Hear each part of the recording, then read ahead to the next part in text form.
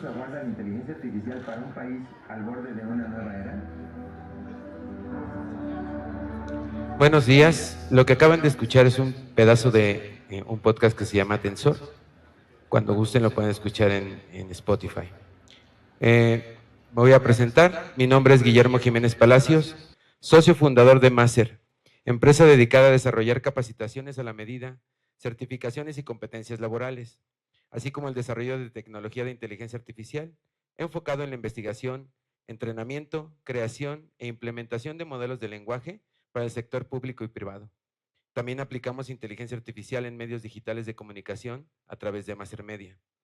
Es un gusto y un honor para nosotros que nos acompañen en este simposio de inteligencia artificial organizado por la Universidad Politécnica de Otzolotepec y Maser.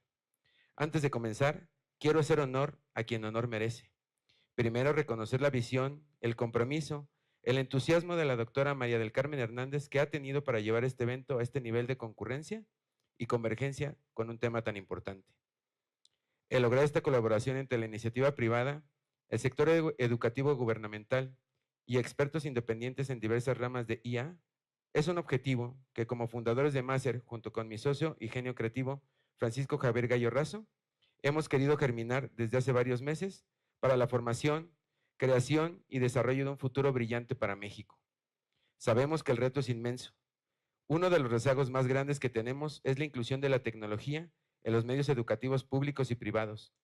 Este es un factor que no tiene que ver solo con temas presupuestales, proyectos aislados o la inversión privada, sino con muchos otros obstáculos como nuestra vasta distribución geográfica, nuestra amplia diversidad cultural, que incluye más de 68 lenguas indígenas, 32 entidades con sus respectivas regulaciones locales, medios de comunicación y transporte insuficientes y una gran cantidad de grupos vulnerables que hoy en día tienen una desventaja significativa en el uso, disfrute y aprendizaje de recursos tecnológicos suficientes para emparejarse con el mundo entero.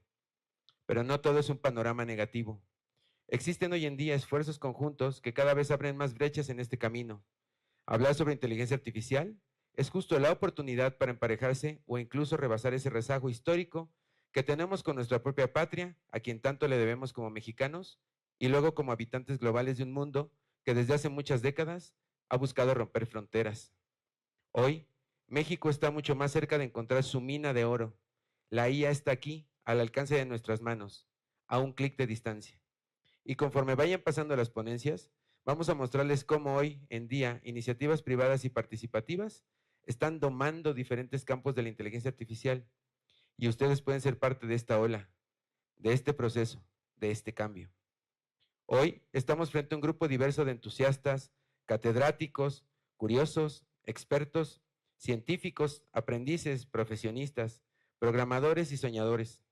Esperamos que terminando este simposio salgan hambrientos por llevar las riendas del avance tecnológico a su vida diaria, negocios o proyectos. Queremos anticiparles que el camino es increíblemente vertiginoso, pero sobre todo que es un momento histórico para todos los que están aquí presentes. Iremos recorriendo primero el camino teórico y filosófico sobre los usos adecuados de la inteligencia artificial. Pasaremos por las grandes aplicaciones especializadas en campos científicos tan importantes como la medicina y la ciencia de datos. Recorreremos luego su aplicación comercial. Y si se quedan hasta el final, podrán conocer cómo aprovechar al máximo los beneficios de esta gran herramienta a través de plataformas tecnológicas desarrolladas en el mundo entero y sí, también en México. Hace unos momentos mencioné el oro. La IA brota de todos lados, de su celular, de su ordenador, de sus cámaras digitales o incluso de sus vehículos. Pero debemos de convertirnos en la pala que extrae el oro. Empresas como Nvidia lideran este campo crucial para garantizar que la inteligencia artificial marque este antes y después del futuro tecnológico en México, y estas convergencias pretenden lograr lo mismo. No podemos dejar de mencionar actores fundamentales como Alan Turing, John McCarthy, Joshua Bengio, entre otros científicos o innovadores. También ganadores del Premio Nobel de Química 2024 por su trabajo en la predicción de la estructura de proteínas mediante el uso de inteligencia artificial, como David Baker, John Jumper o Demis Hassabis. O John Hopfield y Geoffrey Hinton, quienes fueron galardonados con el Premio Nobel de Física por sus descubrimientos que sentaron las bases del aprendizaje automático y la inteligencia artificial y cuya labor ha sido vital durante décadas.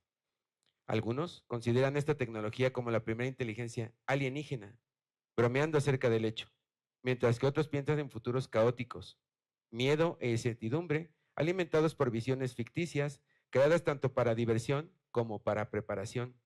Pero también la materialización del concepto de ciencia ficción ha inspirado a muchos seres humanos hacia objetivos increíbles de alcanzar: volar al espacio, prevenir enfermedades, pandemias o incrementar la esperanza de vida. Son ejemplos claros de estos sueños donde la IA forma parte fundamental. Así que también debemos pensar en esta ficción prometedora donde resolveremos problemas planetarios complejos que involucran a todos los seres que lo habitan.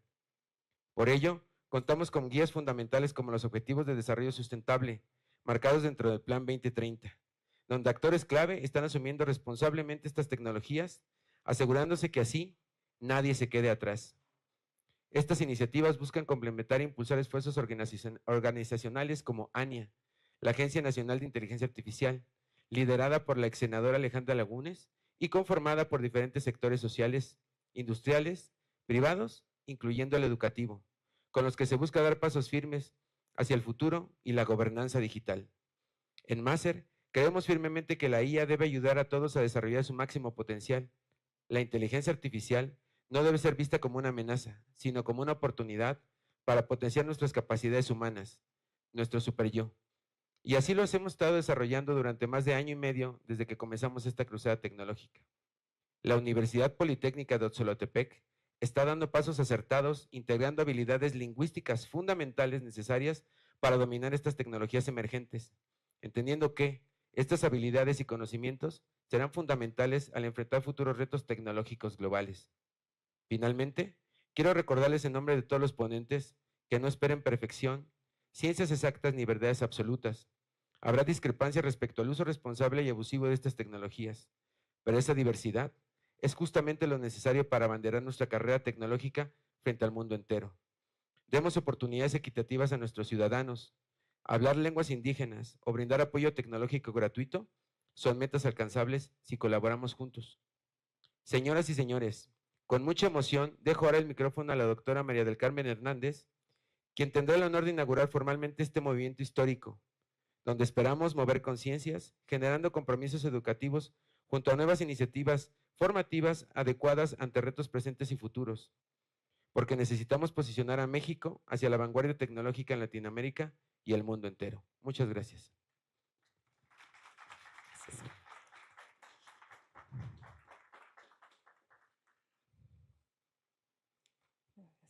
Buenos días a todos los presentes. Es un privilegio y una alegría inmensa estar aquí hoy con ustedes, dando la bienvenida a este evento tan esperado. Juntos, celebramos la realización de un sueño y el inicio de una nueva aventura, ya que Toluca hoy se convierte en el epicentro de la innovación tecnológica en nuestro país. Este evento sin precedentes reúne a mentes brillantes de diversos ámbitos para compartir conocimientos y experiencias en el fascinante mundo de la inteligencia artificial. Deseo expresar mi más sincero agradecimiento a la Universidad Politécnica de Otzolotepec y a Maser Lab por su invaluable apoyo para hacer posible este simposio, sumando esfuerzos, ideas, tecnología y creatividad. Gracias a su visión compartida y su compromiso con la innovación, hemos podido reunir a expertos de diversas disciplinas para discutir y explorar las últimas tendencias en inteligencia artificial. Su colaboración ha sido fundamental para el éxito de este evento. A lo largo de mis 41 años, he sido testigo de cómo la tecnología ha transformado nuestras vidas. Aún recuerdo con nostalgia la emoción de adquirir mi primer teléfono celular y descubrir las infinitas posibilidades que ofrecía. Lo que empezó como la comunicación portátil, hoy es una de nuestras principales herramientas para el día a día. La llegada de las computadoras personales a todos los hogares y de Internet revolucionó la forma en que nos comunicamos, trabajamos y aprendemos. Y ahora estamos viviendo la era de la industria 4.0 y 5.0, donde la inteligencia artificial está redefiniendo los límites de lo posible. Mi trayectoria profesional me ha permitido experimentar de primera mano cómo la innovación y la tecnología pueden transformar diferentes sectores. Desde mis inicios en la investigación básica en el Instituto Politécnico Nacional, pasando por mi experiencia en la industria farmacéutica con Roche México, hasta mi etapa como emprendedora y docente, he sido testigo de cómo las herramientas digitales se han convertido en facilitadores claves para el desarrollo y la innovación. Este simposio es una oportunidad única para compartir conocimientos y experiencias, pero también para inspirar a las nuevas generaciones, los que están aquí sentados principalmente. Los invito a que más allá de estos días sigan explorando, experimentando y aplicando lo que han aprendido. Compartan sus conocimientos con sus colegas, sus estudiantes, sus comunidades. Juntos podemos construir un futuro educativo más inteligente y equitativo. Especialmente agradezco al CEO de MasterLab, Guillermo Jiménez Palacio, a la Rectoría de la Universidad Politécnica de Otzolotepec, liderada por el doctor Román Villanueva Tostado, a los panelistas, Paloma Erándine Zapic Cuevas Ramos, José Ricardo Guadarrama Gutiérrez, Kevin Cepeda Izquierdo, no sé dónde anda, Ricardo García Ruiz, Francisco Javier Gallo Razo, Claudia Elizabeth Guevara Urbina, Oscar Ignacio Huerta García, Pablo Alejandro Madrigal Hutchiston y Charlie Jesús Chacón Cárdenas. También al equipo técnico de MasterLab, Yorcaef Arturo Pichardo Ortega, Elizabeth Sadaí Sarmiento Valle, Claudia María Vázquez Moreno y Jorge López Sánchez por su visión y liderazgo en la organización de este evento. Y a la administración del Museo Galería de Arte Mexiquense Torres Bicentenario, por la facilidad brindada abriendo las puertas de sus instalaciones. Gracias a su apoyo y al compromiso de sus equipos, hemos podido crear un espacio de encuentro único para la comunidad de inteligencia artificial. Este simposio es un testimonio del potencial de Toluca y del Estado de México para convertirse en un referente en el desarrollo de la inteligencia artificial. Al unir fuerzas, podemos construir un futuro más próspero para nuestra comunidad. Los invito a aprovechar al máximo este evento. Participen en las conferencias, en los talleres y en los paneles de discusión, intercambien ideas, establezcan contactos y descubran nuevas oportunidades. Con gran orgullo y emoción, declaro inaugurado este magnífico proyecto, Simposio Actualidades de la Inteligencia Artificial en México. Que su influencia y beneficios se extiendan mucho más allá de estas paredes. Bienvenidos a todos y que este día sea recordado como el comienzo de una era excepcional. Juntos podemos construir un futuro más inteligente y próspero para todos.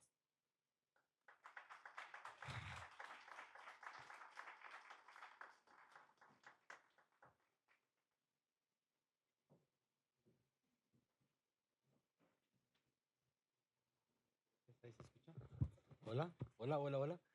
Muy buenos días nuevamente. Ya no le vamos a dar muchas largas a este asunto.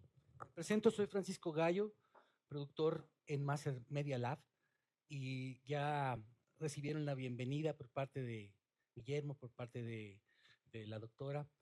Y es momento de iniciar con esta serie de reuniones y de conferencias que nos van a abrir nuevas perspectivas, nueva visión de lo que está significando este proceso tecnológico por el cual estamos viviendo, por el cual estamos circulando simultáneamente y con muy poca desigualdad casi toda la humanidad.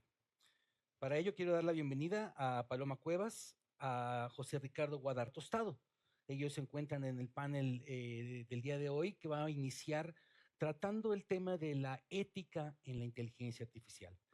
Y para dar comienzo a su ponencia, estimados invitados, quisiera dar una lectura muy breve a lo que es la recomendación de la OCDE precisamente al respecto de la ética y de la transparencia y de la gobernanza en el tema de la inteligencia artificial, dado que es un proceso, repito, que estamos viviendo globalmente, ¿no? Y fíjense, dice, fue adoptado por el Consejo de la Organización para la Cooperación y el Desarrollo Económico, la OCDE, en mayo del 2019. Estamos hablando de hace 5 años, es muy corto este tiempo. Incluye 5 principios clave para la gobernanza de la inteligencia artificial. Esta debe ser beneficiar a las personas y al planeta impulsando el crecimiento inclusivo, el desarrollo sostenible y el bienestar. Los sistemas de IA deben respetar el Estado de Derecho, los derechos humanos, los valores democráticos y la diversidad. También deben ser transparentes para garantizar que las personas comprendan los resultados y puedan cuestionarlos. Los sistemas deben ser sólidos, seguros y protegidos durante todo su ciclo de vida. Y las partes interesadas deben colaborar para maximizar los beneficios de la IA y minimizar sus riesgos.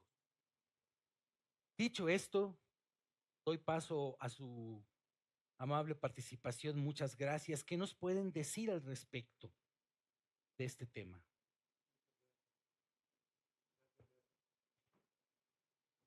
A ver, ahí está. Muchas gracias. Gracias por la invitación a Maser. Muchas gracias Sí. por esta participación. Micrófono. ¿Este para usted? No, este para usted. No, este para usted. Este para usted. Gracias. Ah, pues aquí está. Vamos a acomodarse. Yo soy Primero, muy pues, obediente, ¿me agradecer creen? a todos su presencia y participación en este importante evento. La verdad es que nos sentimos muy honrados en recibir la invitación. Muchas gracias a Maser por haber liderado esta oportunidad que nos ofrecen para acercarnos a nuestra comunidad universitaria en un tema que resulta realmente muy relevante por las implicaciones que esto trae. Nosotros hemos preparado esta participación a manera de diálogo para que conozcan cuáles son las dificultades, cuál es la frontera en la que se encuentra actualmente la ética desde el punto de vista de la inteligencia artificial. Y aquí me gustaría empezar por comentar el aspecto de legalidad. A mí me toca platicar desde un punto de vista normativo, tomando en consideración pues, que mi formación principalmente es de abogado. El derecho ha sido siempre un mecanismo que nos permite regular la conducta de los seres humanos cuando se trata de establecer los límites que hay de participación y cuando estamos hablando de inteligencia artificial nos vamos a encontrar que los límites pueden ser muy sutiles, pero que al mismo tiempo sí son muy importantes y requieren de su regulación. Y para esto pues voy a hacer algunos comentarios que pudieran resultar realmente muy interesantes. En principio, veamos que siempre tratándose de ética, de lo que vamos a hablar siempre es el comportamiento de los seres humanos para que puedan distinguir entre lo que está bien y lo que está mal. Es ahí en donde entra el tema de la ética, en donde los valores de solidaridad, de honestidad, de probidad se encuentran relacionados con un desarrollo tecnológico. Cuando hablamos primero de inteligencia artificial, lo primero que tendríamos que pensar es que la inteligencia procede de la forma de utilizar datos. La inteligencia no es otra cosa más que la recopilación de datos y la forma en que estos se recopilan y se utilizan es lo que tiene que ver con la forma en que la ética va a tener o no su participación. Si vemos, nosotros nos movemos en un mundo de datos. Desde el momento en que nacemos, ya formamos parte de una base de datos que se llama acta de nacimiento, y de ahí llevan la trayectoria de toda nuestra forma de vida. Al momento en que cumplimos 18 años, nos convertimos en un dato diferente, y entonces formamos parte de una ciudadanía y tramitamos una tarjeta de identidad, la credencial para votar, con fotografías, decían hace algunos años, y ese documento nos identifica con un número y nos da la posibilidad de también ir considerándonos como parte de unos datos que forman al mismo tiempo información muy útil para diferentes sectores y para diferentes propósitos.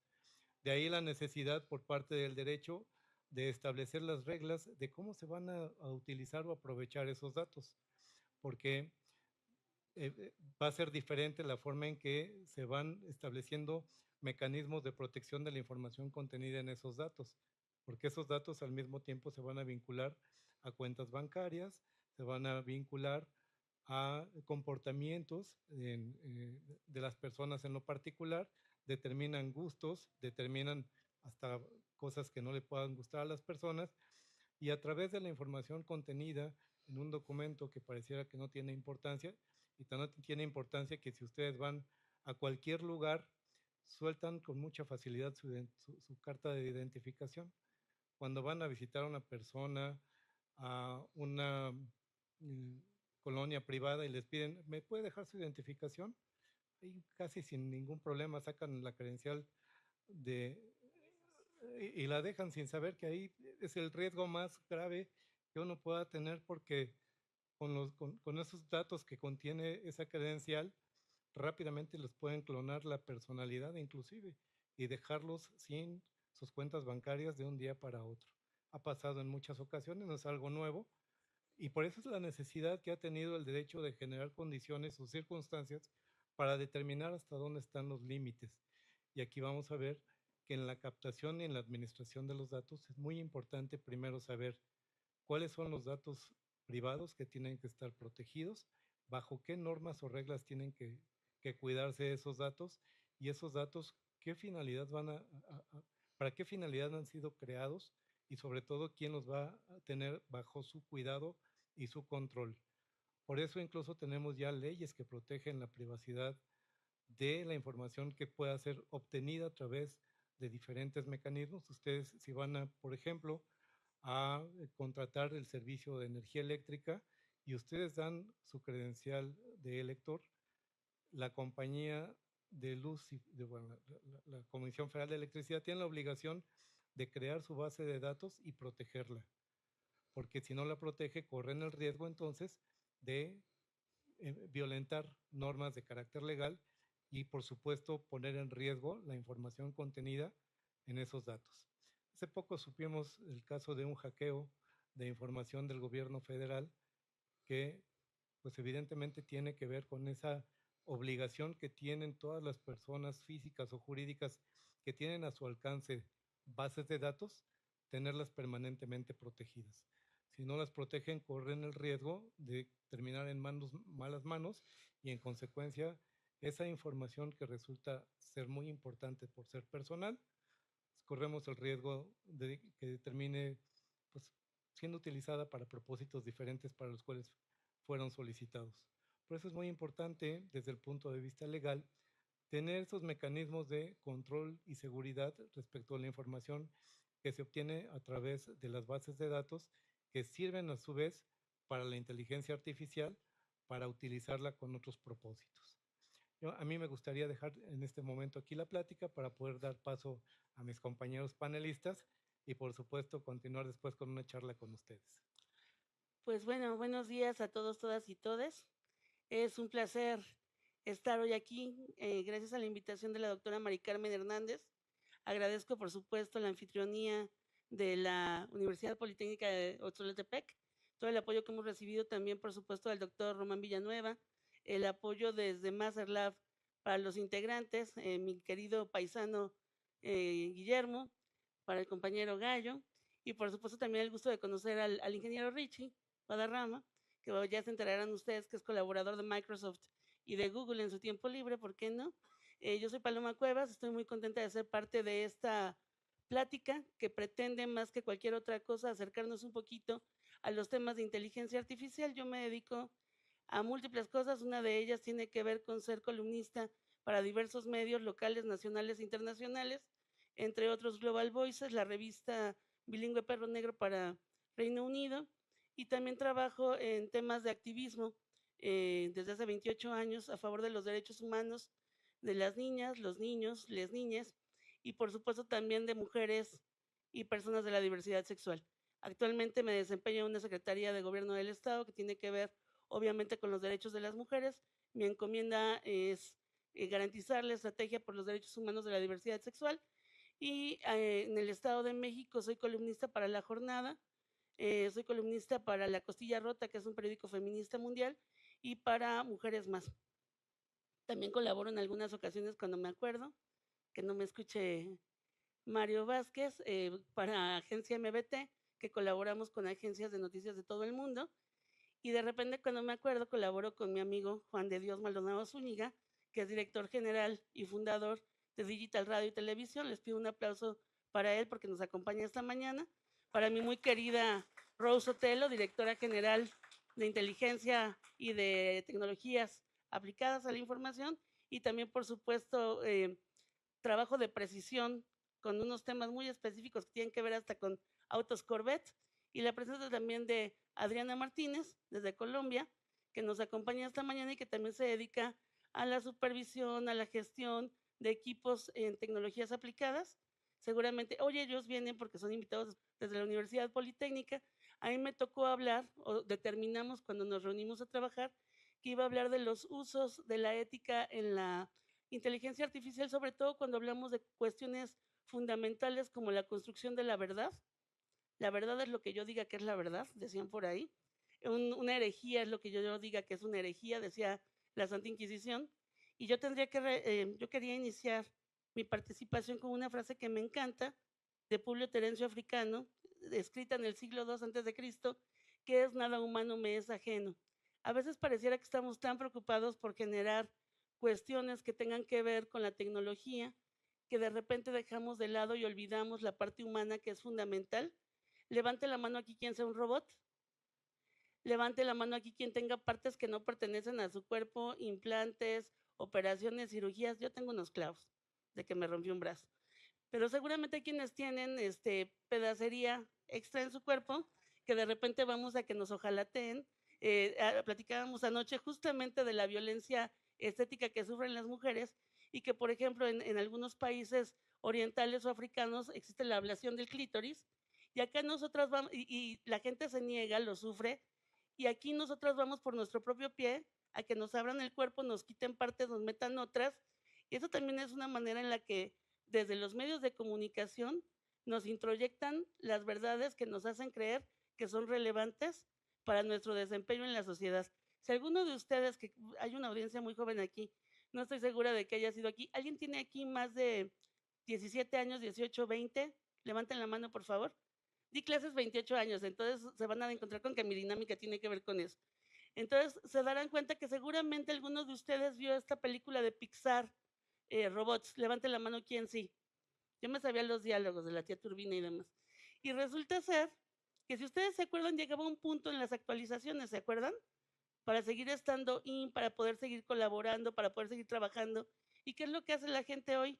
Se ojalatea, se botoxea, se echa a perder los nervios faciales para seguir siendo parte y viéndose jóvenes y descansados, aunque pierdan la expresión del rostro, ¿no? Porque nos hacen creer ciertas verdades que tienen que ver con cómo nos desempeñamos en el mundo.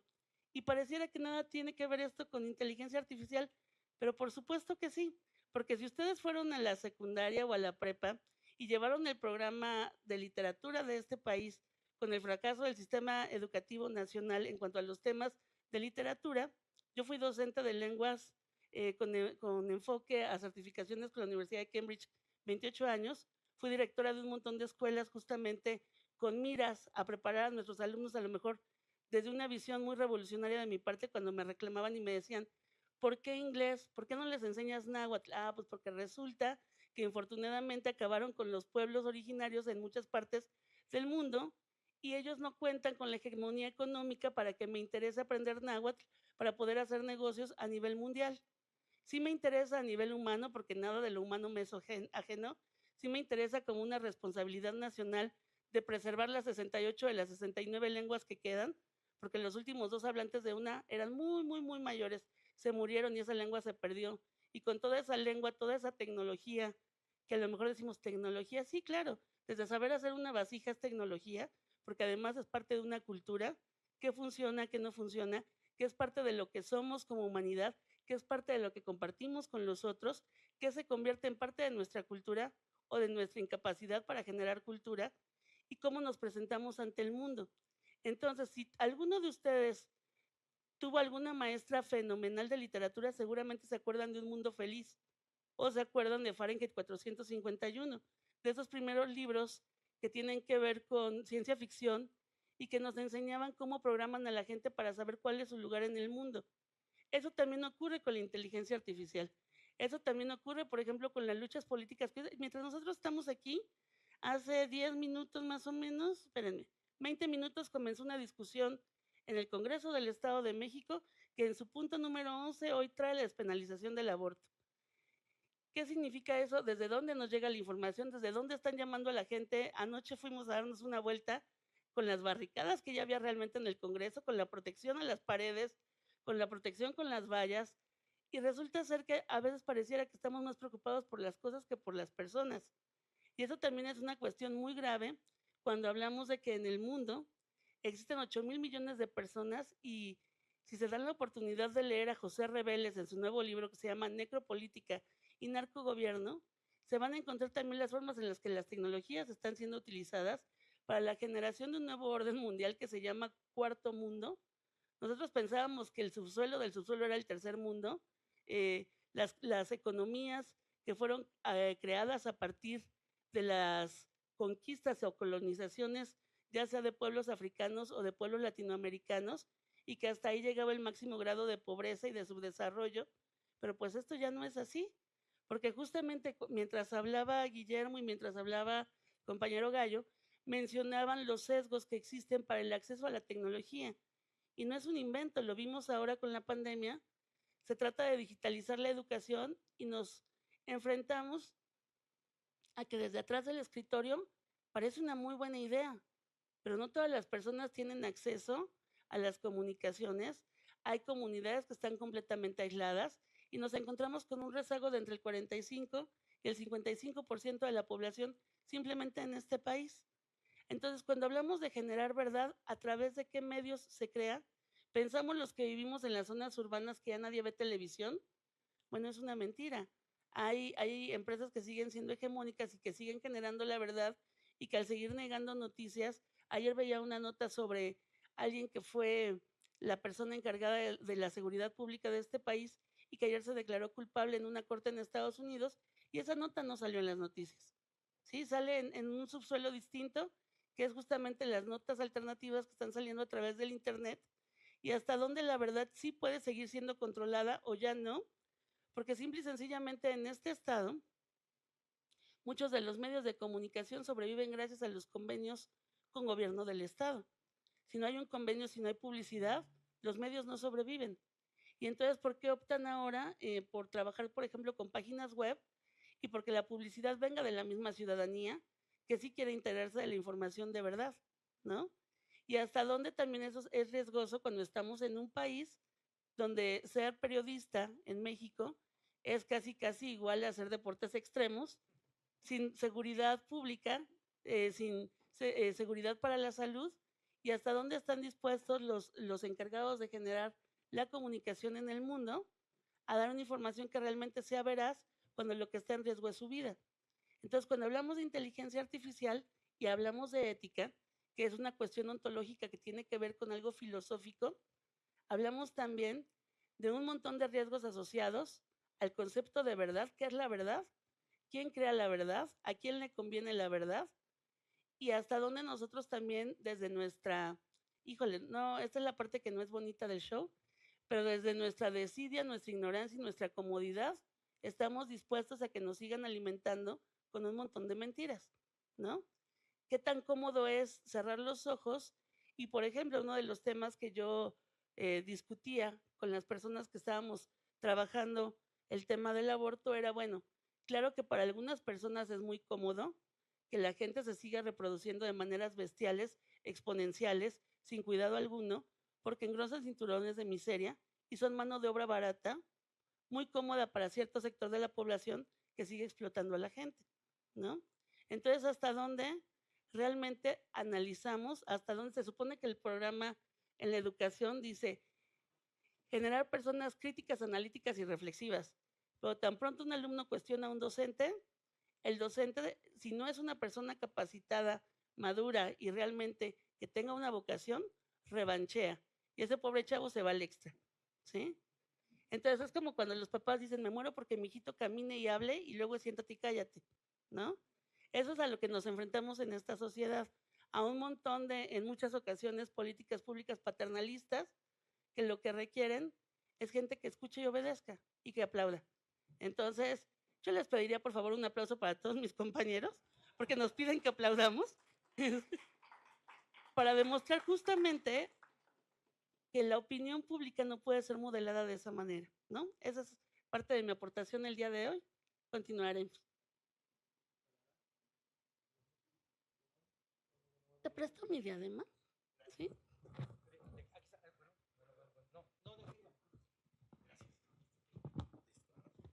Preparando preguntas y respuestas, vamos. Ahí está, ¿verdad?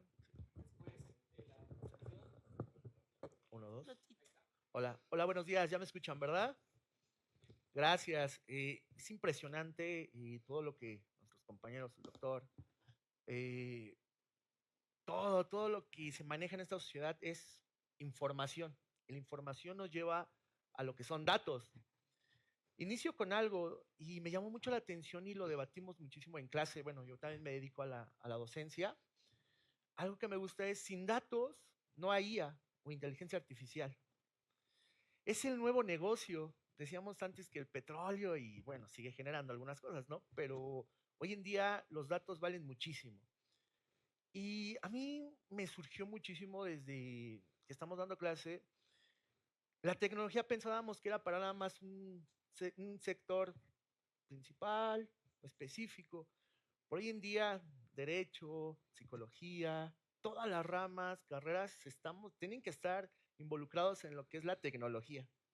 Y ya nos alcanzó lo que es la inteligencia artificial, un tema que me fascina y sobre todo yo lo remarco, es más que la inteligencia artificial, es la inteligencia del ser humano. Una máquina, lo único que nos gana es hacer operaciones más rápidas. Pero ¿cómo están programadas? Pues por la ética del ser humano, valores, etcétera. Algo que me llamó mucho la atención, obviamente todo lo bueno tiene una contraparte, ¿no? Antes, ¿quién iba a decir que hasta policías cibernéticos ya hay? Temas como la Deep Web, Dark Web, que ya están hoy en día tristemente con todo, pues es echarnos un clavado a lo que está haciendo el ser humano. A mí me llamó la atención muchísimo. ¿Conocen o han escuchado sobre la iniciativa 2045? Es un proyecto que tienen unos rusos en el cual, para no meterme de lleno, quieren pasar, y fíjense, así lo voy a decir ya tan claro, el cerebro del ser humano lo quieren pasar a un chip y ese chip a un ente, a un cuerpo robótico. ¿Por qué 2045? Porque ese es el límite y empezó en el 2015. Imagínense, quieren buscar la inmortalidad. Y obviamente ya vienen englobados temas éticos, políticos, de todo, yo creo, hasta psicológicos, psiquiátricos. Entonces, y me impresiona muchísimo porque ya van avanzando, son a realizar avatars. Entonces, se va llenando de datos. Lo decía el doctor hace rato, nosotros somos un número. Y sobre ese número, ¿qué pueden hacer? Muchísimas cosas. Gracias a las plataformas, estaba leyendo, las plataformas de inteligencia artificial en el área de educación. En México tenemos, o lo están utilizando solamente las escuelas, tanto públicas o privadas, solamente el 23%. Solamente el 23%. Y sobre todo ya vamos a estar en una era donde la parte laboral nos está sobrellevando, ¿no? Y a mí me impresiona mucho la educación, porque así como han cambiado los teléfonos, han cambiado oficina, las formas de trabajo, ¿por qué no la educación? Y sobre todo, algo que me fascinaba y son temas de debate, y también está un puntito, en varias universidades están prohibiendo la inteligencia artificial. La están prohibiendo y así como que, a ver, espérame. Exacto, sí, exacto, sí, y lo tienen con un paradigma impresionante.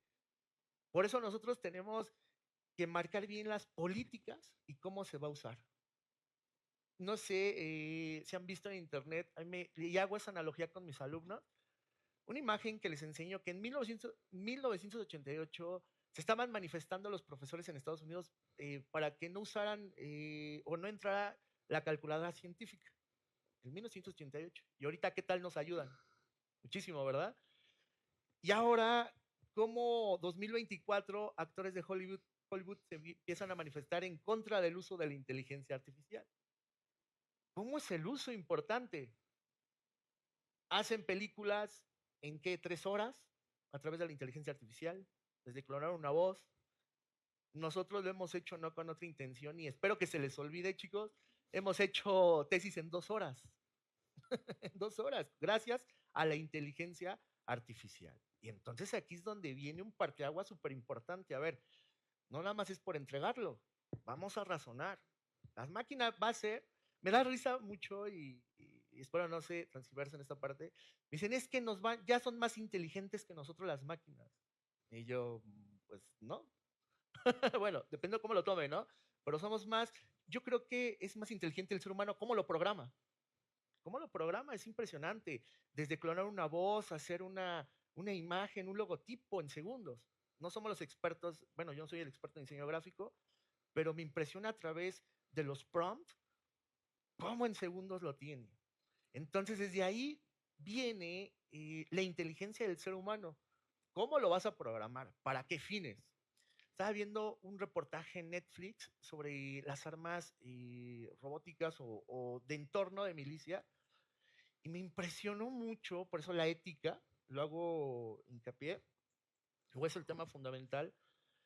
Empezaron a desarrollar una inteligencia artificial para crear moléculas en el área médica, farmacéutica. Tanto fue así que se le salió de control que viene la otra parte.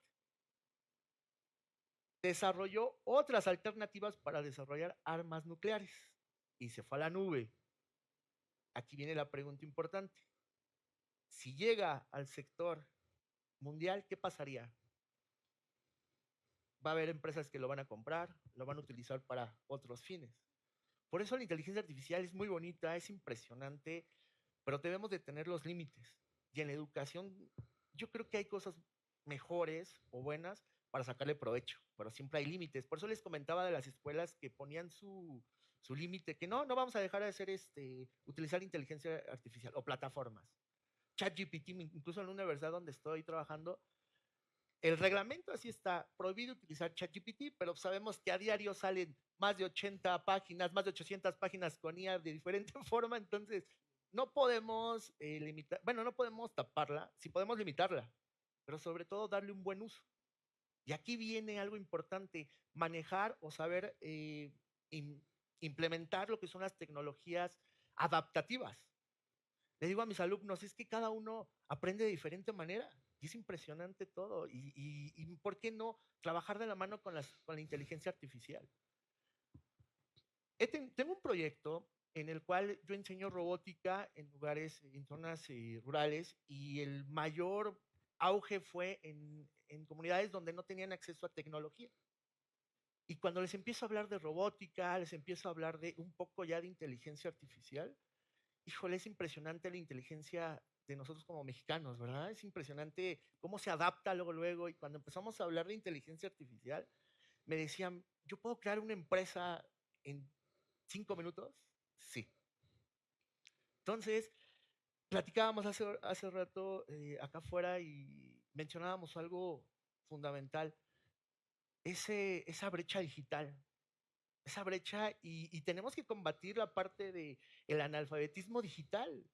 O sea, ya nos alcanzó otro punto, el analfabetismo digital. Antes decíamos, no sabe leer ni escribir, pero ahora ya no sabe utilizar una computadora, el teléfono. Híjole, nos ha pasado, ¿verdad? Híjole, desde un trámite digital, ya todo, y va con la Agenda 2030, ¿no? La parte de reducir la contaminación, es parte fundamental, pero tenemos que combatir esa parte. Entonces, aquí viene una pregunta. Entonces, me estás diciendo, sobre todo en esta parte educativa, es impresionante, donde los temas de tecnología todavía están un poquito rezagados. Yo le digo a mis alumnos, es que antes era saber Word, Excel, PowerPoint. Hoy en día, ante una globalización tecnológica, donde la inteligencia artificial está tomando todo, donde los datos valen muchísimo, todos somos un número, donde el deep learning, el machine learning, el blockchain, me decían alumnas de administración, es que yo nada más con que sepa Excel, Power BI ya es fundamental. No, métete a FinTech. ¿Qué es eso? Blockchain, ya es una innovación en el cual ya no solamente dependemos de un sector, un tema, sino ya dependemos de una globalización tecnológica. Yo les decía, ¿por qué en países en Medio Oriente, en Rusia, no sé, ya no dejan manejar sistemas operativos como Windows? Puro softwares libres, Linux. Entonces ya esa brecha se tiene que romper, pero saberlos utilizar muchísimo. Por eso la inteligencia artificial son temas muy abiertos, es fundamental, pero saberlas utilizar es, yo creo que lo más importante, saberlos utilizar. Y sobre todo, la parte política entra con todo, y viene la parte de ese conocimiento universal.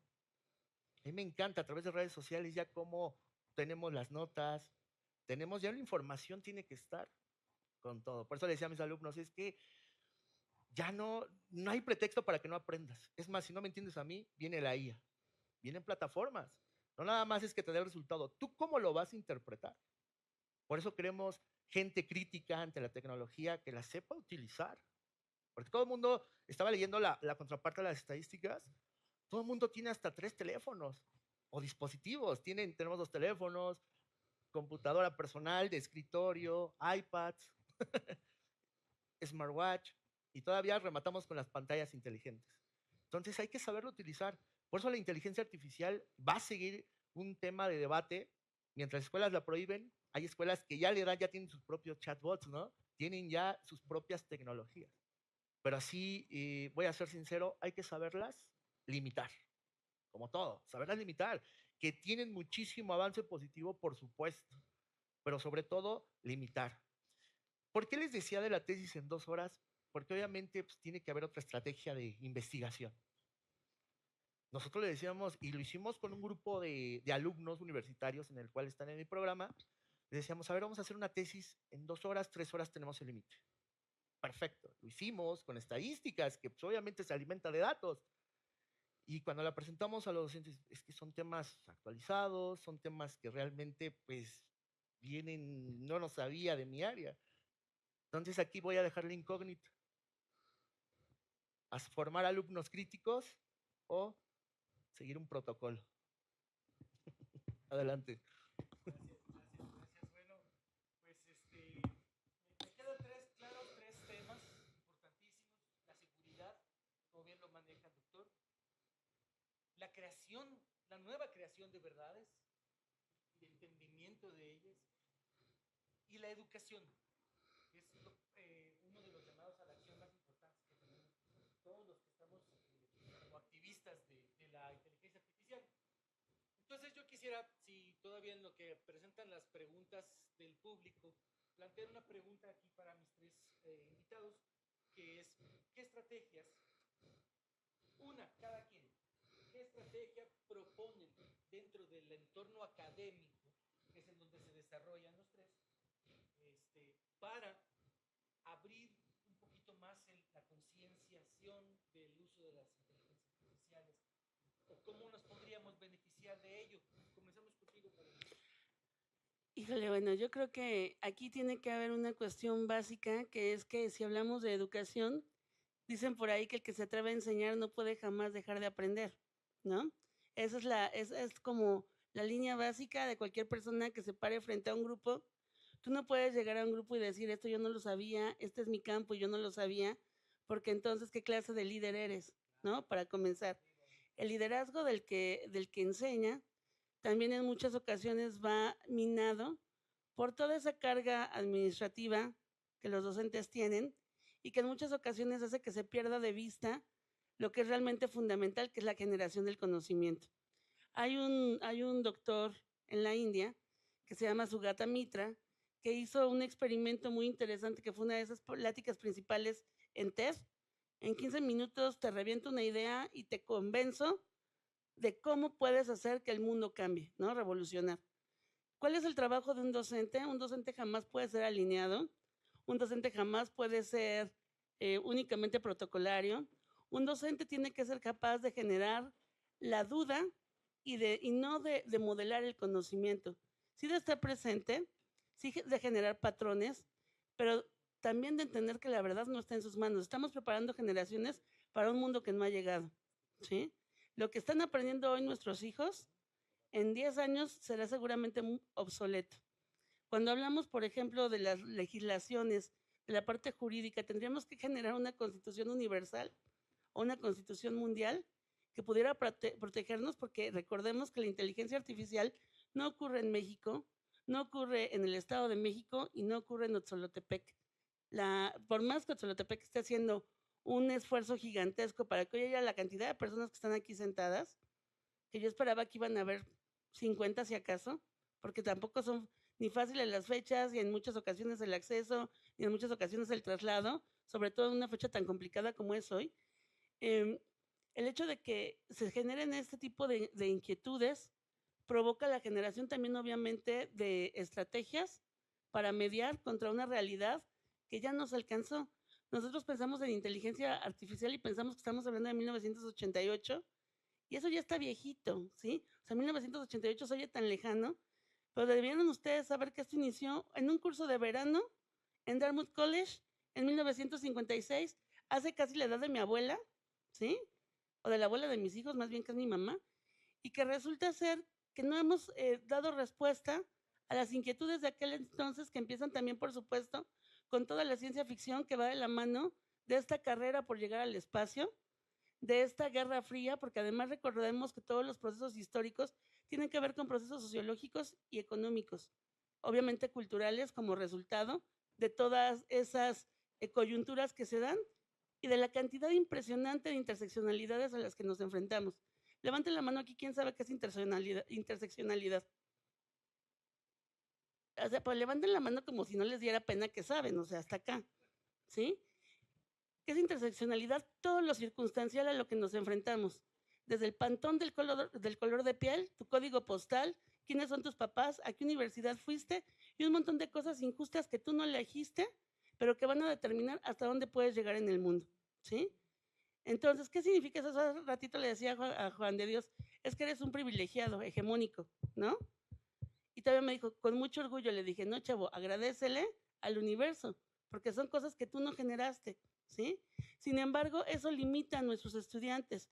Sugata Mitra llega un día a una colonia paupérrima en la India y atasca en un hueco en la pared una computadora que parecía cajero y un montón de niños llegan con su curiosidad innata a estarle moviendo a los botones.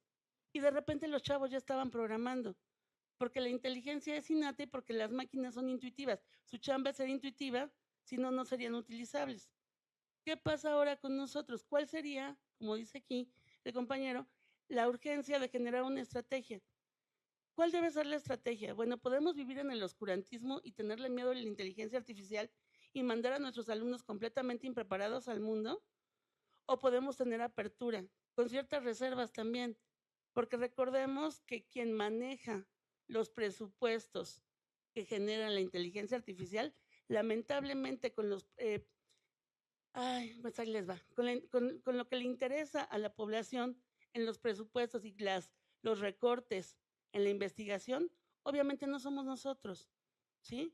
Los intereses que caen. Ustedes entran a TikTok a todo dar a reírse un rato y hay identificación facial desde el primer momento de qué es lo que hace que la gente se enganche, qué es lo que hace que la gente pase tiempo ahí, qué contenidos son los que funcionan. Y cada vez más, yo veía con mucha preocupación cuando era directora de una escuela muy bonita que ya cerró hace un par de años en el Estado de México, justamente por las amenazas que se generan a partir de todo lo que sucede con nuestros alumnos exponiendo su vida y su economía en redes sociales, que de repente resulta que lo que estamos haciendo en nuestro cotidiano, cuando lo compartimos al mundo y a los intereses oscuros de la deep web, de la dark web, simple y sencillamente de gente que extorsiona por 5 pesos, ponemos en riesgo no solamente nuestra seguridad, sino hasta nuestros aprendizajes, nuestra comodidad, nuestra posibilidad de seguir en el mundo. ¿Y qué tiene que ver con esto? Bueno, obviamente aquí lo que pasa es que a lo mejor a esas universidades oscurantistas les da terror ponerse a estudiar a los maestros. ¿Por qué? Porque cada vez la exigencia es mayor. No es suficiente con que venga el maestro y diga que algo es una verdad. Ya no es el Dios todopoderoso, poseedor de la verdad, demiurgo del conocimiento. ¿Por qué? Porque ya no le pertenece. Yo me meto a Wikipedia y si soy una persona con un criterio limitado, y esa es mi fuente de investigación, probablemente puedo llegar a trazar una clase dando mis opiniones sesgadas, poco informadas. Sin embargo, si me meto a otros espacios, como simple y sencillamente para investigar el proyecto de hoy, la cantidad de espacios donde se tiene que reglamentar la ética, cuando hablamos de inteligencia artificial, los sesgos, ¿quiénes son los que ponen el dinero? Simple y sencillamente se los cuento como anécdota personal. Me duele profundamente lo que está ocurriendo en la Franja de Gaza, ¿no? Todos los días vemos reportes de que cada media hora están asesinando niños. Pero la opinión mundial, aparte de quejarse, yo no veo que mande apoyos. Yo no he escuchado que el Vaticano, que tanto pugna por la vida, haya mandado una lana. O sea, nada, ¿no? ¿Cuánto dinero dieron ustedes el domingo si es que fueron a la iglesia? y su dinero no está invertido en salvar a esos niños. Es porque son palestinos, o sea, la religión tiene derecho a la vida, no tiene derecho a la vida, o sea, son muchas cosas.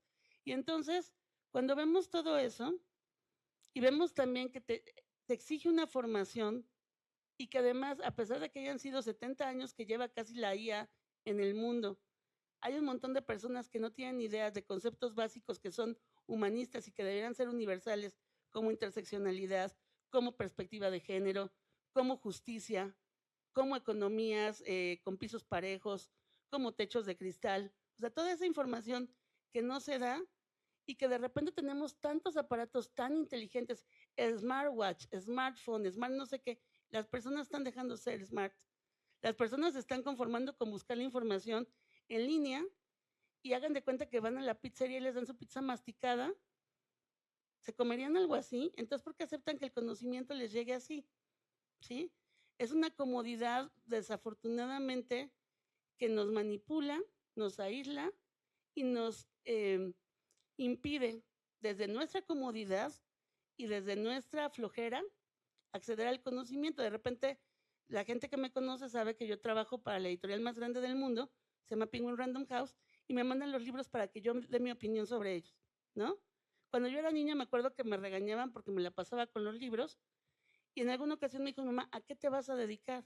¿Vas a ser médico? ¿Te vas a casar? Porque eso era lo que se esperaba, ¿no? Dije, no, mamá, yo voy a ser escritora, porque también es algo de lo que hago. Y me dijo, de eso no se vive. Ah, le dije, yo voy a vivir de eso, ¿no? A mí me van a mandar los libros a mi casa para que yo dé mi opinión. Cuando lo escucho hoy y digo, a los 13 años contestarle a tu mamá, pues qué fumadez y qué pantalones, pero a mí me mandan los libros para que dé mi opinión. Pero eso implica, y pregúntenle a Rosa Otelo, que tengo que leer entre 3, 5 y 10 libros a la semana y entrevistar a la gente que está haciendo esa información. Porque no es suficiente en muchas ocasiones que salga un libro. Cuando el libro salió, el conocimiento comienza a ser obsoleto, ¿sí? Entonces creo que más bien aquí tendría que existir un compromiso con el conocimiento, un compromiso con la vocación, si es que la hay, porque desafortunadamente en muchos casos, Guillermo, ¿me quieres reventar los oídos? Porque desafortunadamente en muchos casos tampoco existen las condiciones económicas para el acceso al conocimiento, ¿no? Dicen en muchas ocasiones, es tu micrófono, son estos, que no. Bueno, desafortunadamente no existen en muchas ocasiones los recursos para acceder al conocimiento, aparentemente. Entonces, lo que resulta recomendable, pues hay tanto PDF, hay un montón de espacios que son legales donde tú puedes descargar información como Anna's Archive, como archives.com y demás, donde tú puedes tener acceso a esos libros que son aparentemente impagables. Y si realmente te interesa conocer, estamos en las puertas de una era que a mí me fascina porque siento que es un renacimiento y es el momento de convertirse en polímata. ¿Qué significa ser un polímata? Tener información de diferentes áreas del conocimiento y no conformarnos con un título universitario y no conformarnos con ir a estudiar un posgrado, porque pareciera que te tienen que legitimar y darte un título nobiliario para que valga la pena lo que eres.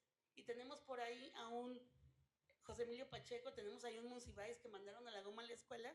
No es, por supuesto, mi invitación, muchachos, sí vayan a la escuela, pero no se conformen con haber ido a la escuela. El conocimiento continúa cambiando todos los días y es una obligación personal estar actualizado, no por los demás, sino como un compromiso con lo que tú hayas elegido para hacer en la vida. Eso sería todo por mi parte. Muchísimas gracias. Doctor, por favor, continuemos con usted. ¿Qué propondría usted?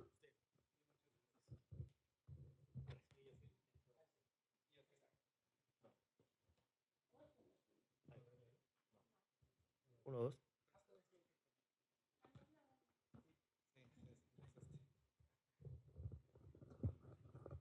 Gracias. Pues un poco con esta línea de pensamiento y de discusión. A veces las decisiones están bien o mal tomadas dependiendo de la calidad de la información. Es decir, ya se hablaba de la verdad y la posverdad. Y en esto tiene mucho que ver en qué tipo de información se recibe, de dónde es la fuente de información de la que se obtiene y cuál es el uso que se le va a dar a ese tipo de información. Lo importante es primero identificar si la inteligencia artificial se nutre a través de la información. Lo más importante para nosotros debería ser cuál es la fuente de esa información, si es fidedigna o está sesgada, cómo la vamos a utilizar, para qué propósito se va a utilizar, porque en ocasiones lo que nos hemos estado dando cuenta es que toda la información se ocupa para un propósito y no siempre para los propósitos correctos. De ahí esa necesidad por parte de los gobiernos en temas de gobernanza de determinar si vas a tener información, cuál va a ser tu fuente de información. Esa información que vas a obtener, ¿hay alguien que tiene la capacidad de saber distinguir entre la información es correcta e incorrecta? Si ya la tienes y la tienes almacenada, ¿va a tener un propósito seguro o va a estar a disposición de todo el mundo? ¿Y bajo qué reglas o parámetros se va a ir ocupando esa información? Y sobre todo, ¿cómo garantizas que esa información va a quedar debidamente protegida para que no vaya a haber alteraciones o fugas de información o robos de información? Porque ahorita ya algunos países ya vieron como un gran negocio tener la posibilidad de tener acceso a las bases de datos, secuestrar la información y desde luego pedir rescate como si se tratara de una persona a la cual se requiere darle también protección. Fíjense qué importante puede ser también ya tener la información debidamente resguardada, encriptada o protegida.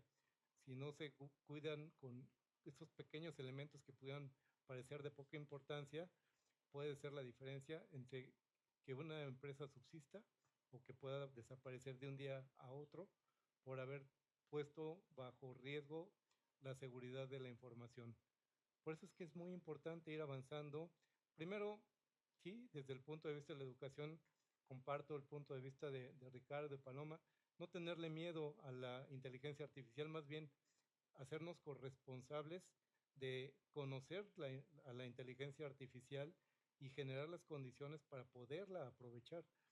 No se trata ni de satanizarla, ni de discriminarla, más bien es conocerla, de cuáles son sus fuentes de origen, cómo participa, cuáles son sus principios básicos y a través de una adecuada y responsable utilización de la inteligencia artificial, generar las condiciones para su aprovechamiento al máximo.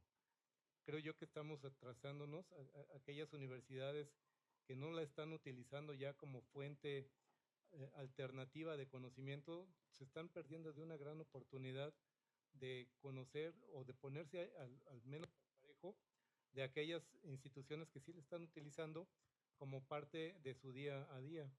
Yo les diría, pues no, más bien hagámonos responsables de su utilización y empecemos a generar las condiciones para que de manera ética podamos utilizarla con un propósito, por supuesto, de conocer cuál es la frontera del conocimiento y trabajar con base en esa frontera del conocimiento para alcanzar nuevos y mejores estados de superación. Esa sería, Gallo, mi aportación en este sentido. Gracias.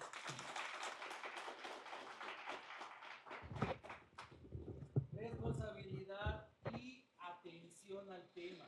Quiero recordarles que uno de los documentos más interesantes que surgieron en el desarrollo de la inteligencia artificial se titula Atención es todo lo que necesitamos. Es una de las formas más inteligentes y rápidas de inmiscuirse en cualquier proceso de inteligencia artificial. Poniéndole mucha atención. ¿Quién nos lo está diciendo? Maestro, ¿tendrá también una estrategia que presentar? Claro que sí, muchísimas gracias. Sobre todo, aparte de darle un buen uso, el factor común aquí es formular políticas para el uso responsable de la inteligencia artificial. No solamente yo creo que en instituciones educativas, yo creo que hasta partes laborales, marcar una brecha muy importante y seguir aprendiendo. En el sector educativo, yo le comento cuando tenemos este tipo de reuniones, lo más importante es la innovación con los docentes, quitar esa carga administrativa, pero la innovación tecnológica. La innovación tecnológica es muy importante. ¿Por qué? Porque, pues, les comentaba hace rato, a diario salen 800 plataformas de IA, que conocemos nada más ChatGPT, BART, etcétera, siguen innovando y siguen aprendiendo de nosotros, que son los datos, como datos. Entonces, formular bien, yo creo que romper esa brecha también, romper esa brecha digital, entrarle a algo muy importante que es yo creo que la pasión por aprender, porque pues podemos tener toda la tecnología, pero si no le damos un buen uso, híjole, sobre todo a la parte crítica, como decíamos, ok, ya conozco miles de plataformas de IA, y ahora, ¿cuál es tu punto de vista? Si está verificada tu información, ¿no? Y algo chistoso me pasa cuando doy clases de matemáticas, en especial con prepa, me fascina muchísimo porque luego me dicen, profe, es que lo saqué por Photomat, lo saqué por ChatGPT. Ok, a ver. Me acuerdo muchísimo que le di la vuelta y les digo, a ver, este es el resultado. Búscalo en cualquier inteligencia artificial. Resultados diferentes. Y así me lo entregaban, ¡pum! Les digo, sí, a ver, ¿dónde está la crítica de tu trabajo cuando te estoy yo dando el resultado y tú me estás dando otro? Entonces, por más que inteligentes sean, yo siempre he dicho que son máquinas y aquí claro que van a seguir haciendo procesos más rápidos, pero lo que siempre voy a aplaudir es la inteligencia del ser humano, la capacidad para programar, la capacidad para aventar esos datos, esos resultados. Entonces, estamos en un mundo donde también cada alumno aprende de diferente manera, están rompiendo todas las barreras. Entonces, como docentes o como universidades o como instituciones educativas, que rompan esa parte. Esa innovación es muy importante y sobre todo yo siempre he dicho, México tiene niños genio, ¿y por qué no? Apoyarnos de este tipo de tecnologías para trabajar, pero con un uso adecuado, responsable, sobre todo verificado. Y yo creo que también que llevemos de la mano todo esto, de uso responsable nada más, porque pues la información está en nuestra palma y cada vez decían en un reportaje que la inteligencia artificial se está quedando sin datos. Entonces cada día, hasta el movimiento que estoy haciendo ya se está registrando. Cada día hay nuevos datos. Entonces, darle uso responsable, innovación, que es lo más importante, y échense un clavado. Van a ver que vamos a aprender muchísimas cosas y lo que se nos viene. Gracias. ¿Alguien del público que tenga alguna pregunta para nuestros panelistas? ¿Quién levantó la mano? Aquí, por favor. Si quieres levantarse y hablarnos, porque tenemos ahí una pregunta. Hola, buenos días. Mi nombre es Adriana Martínez. Muy interesante todo lo que han dicho. Son preguntas claves que quedaron atención, conciencia, educación. Cada uno tendrá una característica, una definición para cada una de las palabras. Para mí, ¿qué es educar? Sacar lo que cada uno tiene. A ver, esa pasión, esa inteligencia única de cada ser humano. Atención, ahí donde viene.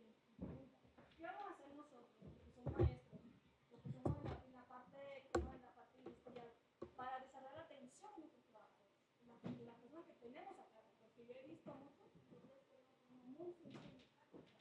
Esto. En las empresas, en las escuelas, en las calles, en todo lado, ¿qué vamos a hacer nosotros responsables de los seres humanos para que sean seres humanos conscientes de que estén con ellos en el momento? Porque eso es lo que se debe reflejar. Esa es mi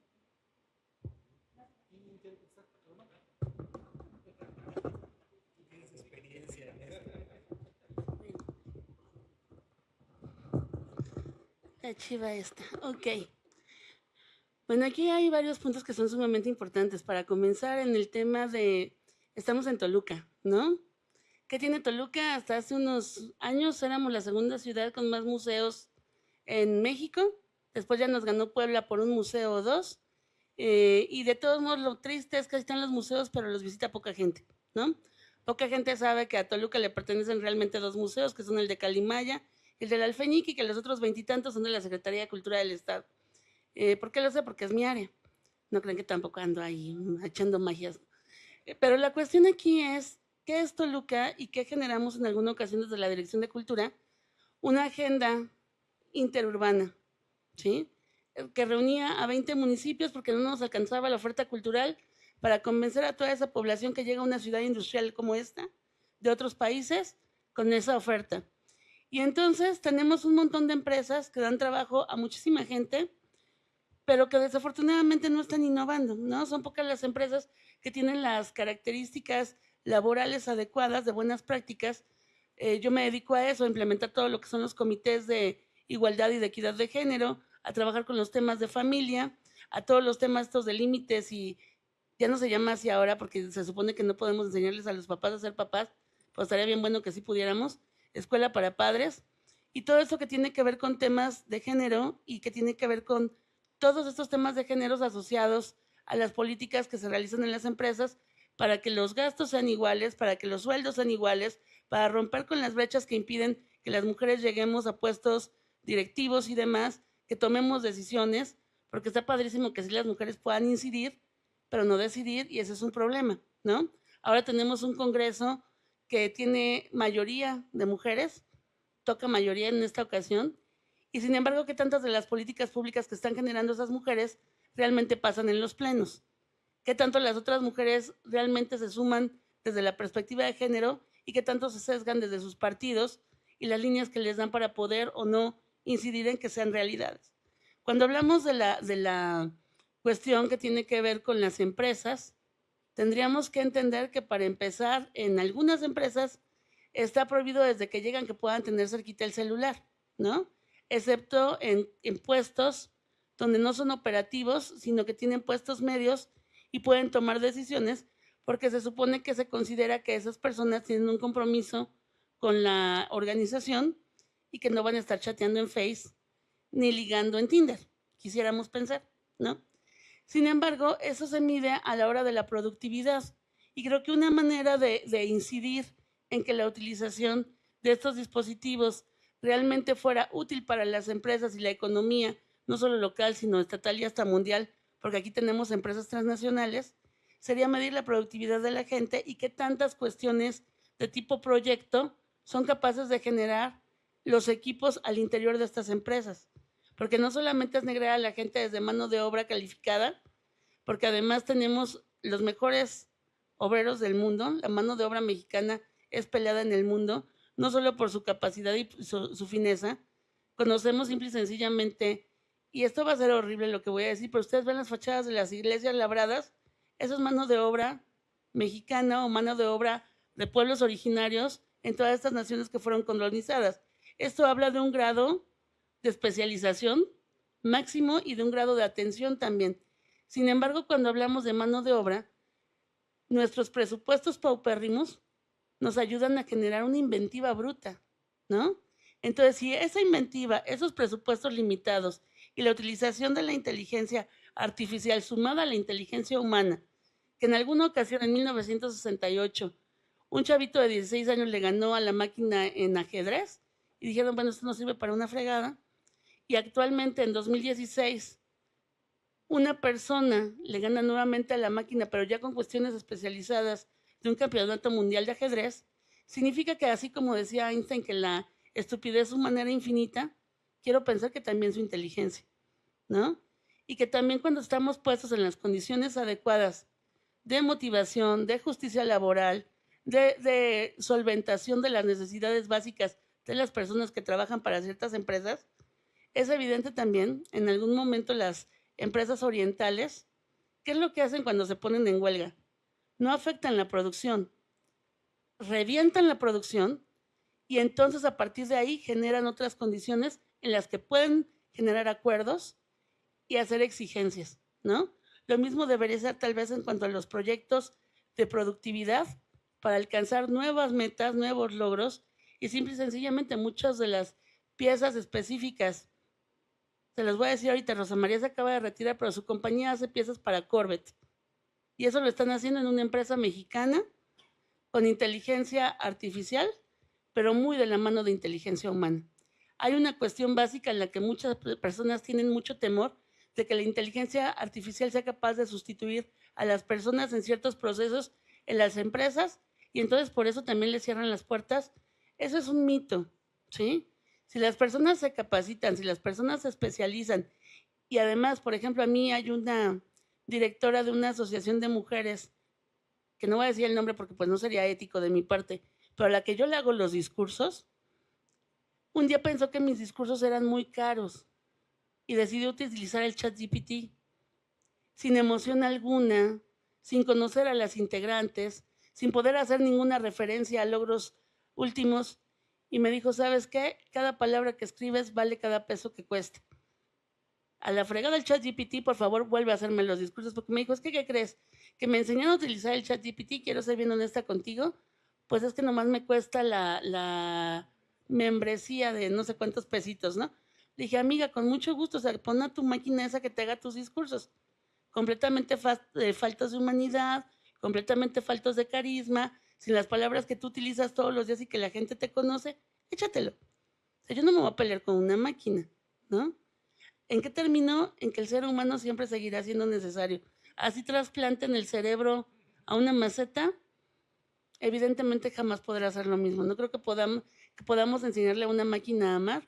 Y hay un montón de empresas en las que yo me he contratado donde me han pedido la utilización de mi voz para generar comandos en tiempo real, con el ritmo real de la utilización del español, con la utilización real, que Guillermo no me dejará mentir, del chiapaneco, porque no es el mismo español estándar de México que el español chiapaneco, donde nosotros somos el único estado donde se vocea, como en el sur de Latinoamérica, que nosotros decimos ahí voz y demás, y utilizamos un ritmo muy específico al hablar.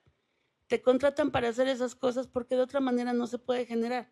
Y si ustedes escuchan a las máquinas hablar, pues obviamente no tienen la calidez que tiene ni nuestra voz, ni nuestros sentimientos, ni el conocimiento de los contextos a los que estamos expuestos.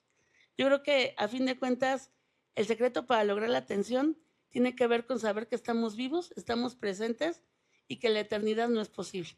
Muchísimas gracias. Gracias. ¿Alguien más? ¿Alguna pregunta más del público, por favor? Adelante. A ver si puedo aterrizar de plantear. Me llamo Liliana Bañegas y yo me dedico a luchar contra la trata de personas. Y hoy por hoy es el segundo crimen organizado más rentable que existe en el mundo. Y en México pues, es un país ícono en el tema de la trata de personas. Les quiero plantear este dilema ético porque como todos los problemas estructurales, la trata de personas pues, es multidisciplinario y diverso y muy difícil de entender de cómo se origina y de dónde se origina porque es complejísimo. Pero al igual que otros problemas estructurales como la pobreza, la desigualdad, el abuso sexual, la desaparición forzada, etcétera, tiene su origen en la normalización de la violencia. Los luchadores de la trata estamos acostumbrados a lidiar con este problema al atender a las víctimas y ver el origen de todas las secuelas que deja este terrible problema, principalmente y enfocándonos en el tema de la explotación sexual comercial, tanto en adultos como infantiles. Ahora se da el boom más grande post-pandemia en el aumento de la trata de personas es la pornografía. La pornografía que utiliza el lado oscuro de todos los avances tecnológicos para crear esta adicción espantosa, porque lo que sucede en el cerebro humano cuando las personas se vuelven adictas a la pornografía es igualito al efecto que hacen las drogas sintéticas más fuertes. Entonces cada vez se demanda más, pero resulta que cuando los niños desaparecen para ser utilizados para la pornografía, no son escenas ficticias, son escenas reales. Estos niños tienen un margen de máximo 6 meses de vida, porque efectivamente está sucediendo en realidad lo que la gente está viendo, no es ficticio. Viene la inteligencia artificial y se empieza a generar la pornografía con imágenes. Entonces, las grandes organizaciones que estudian la trata de personas, como Rescue Freedom, esta A21, en Australia, en Estados Unidos, hay muchas organizaciones que estudian porque los gobiernos no dan cifras fidedignas de lo que sucede en este crimen tan grave a nivel mundial.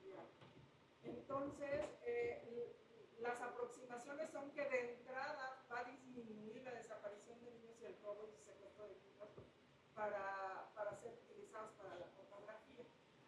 Pero a mí, mi angustia ética es que a largo plazo estamos estandarizando y normalizando mucho más esta violencia, que va a ser mucho más accesible. Y ¿qué ideas les pudiera surgir? Porque no es el único problema tan grave, tan estructural. Es mi carga, mi misión y mi propósito personal seguir esta lucha toda mi vida.